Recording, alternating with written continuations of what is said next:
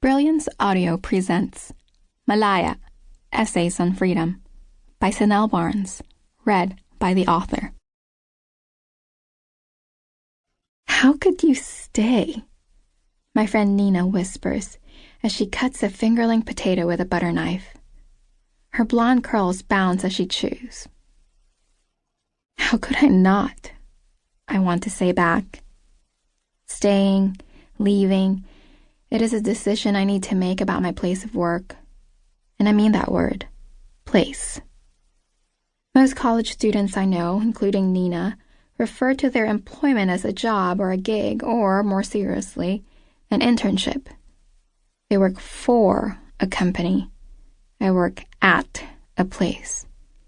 And this place is the setting for many stories. This is one of them. Please stay out of trouble, she says with one brow raised. I'd miss you if you got deported. I grin and take a sip of my almond milk mocha, a beverage I learned to drink only 15 months back when I started working at this brick-walled, sunlit cafe. Before working here, I had never liked coffee, much less espresso, not even for the warm smell. I need to gulp this down. Shift's about to start. Look at you, a coffee gulper. Where did my tea-only friend go? I guzzle my drink and lick my lips as I collect the mug and tableware I used for my free meal. I hold up the mug as if to give a toast, and, after rolling her eyes, Nina raises hers too.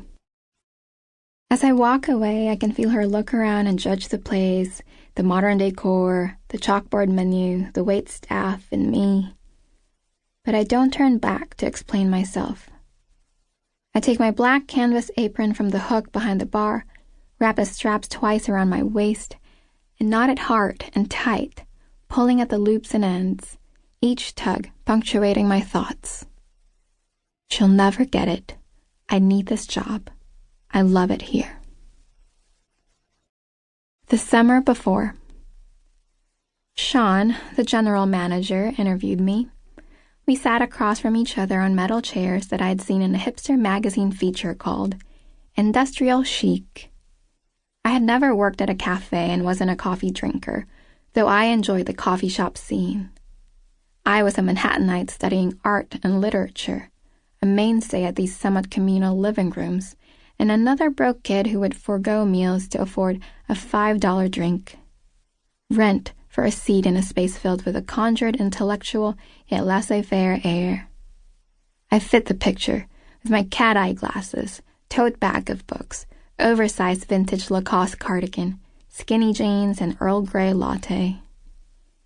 I emphasized this when Sean asked why I wanted to work at cafe culture. I fit right in. Yeah, but what else?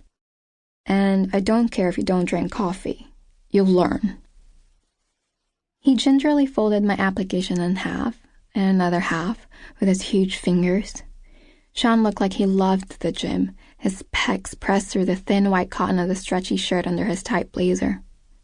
But he also hadn't stopped smiling.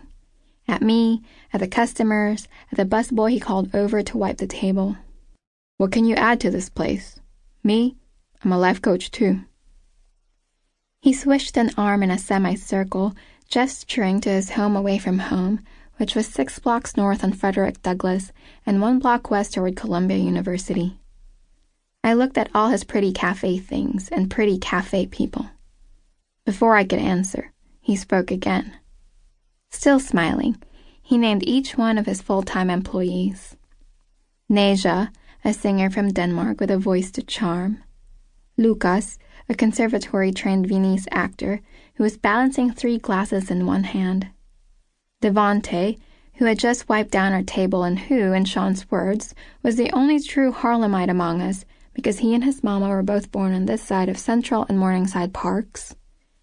A dreadlocked ex-convict who went by O and whose real name nobody knew. EJ, also formerly in prison and who now ran the exposed subway-tiled kitchen, and who chewed on a toothpick while he impatiently delivered a plate that neither Neja nor Lucas were, despite their front-of-the-house confidence, quick enough to take from the kitchen. And Odelia, a statuesque German African-American who presided over the quick tiff between the kitchen and the floor.